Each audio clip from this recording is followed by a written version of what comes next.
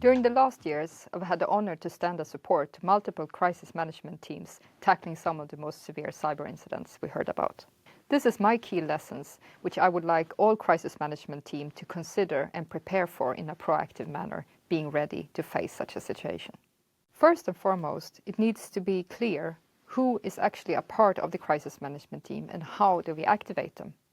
Consider that the normal communication channels and activation routines are no longer available as an effect of the cyber attack. We also need to ensure that the crisis management team keep a strategic and consequence-oriented perspective during the whole handling of the situation, and how this relates to the problem-focused incident management and business continuity roles and teams being activated as a consequence of the attack. In addition, we also need to develop a very clear strategy in regard to 3 different decision dilemmas.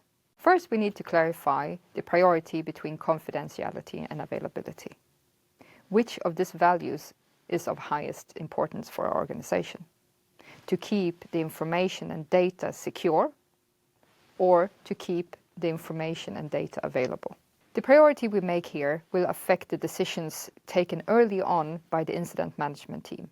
For example, the priority of confidentiality over availability will affect the initial actions taken by the incident response team, ensuring the isolation of environment to prevent any further spread.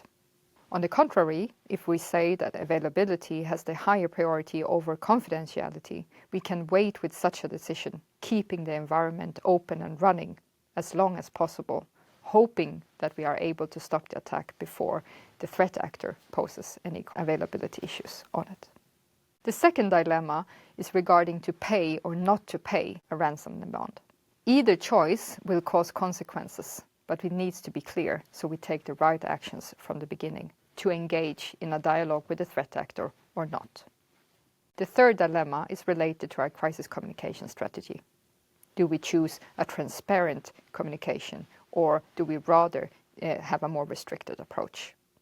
Lastly, I want to send a reminder to all crisis management team that a cyber attack is to see as a marathon.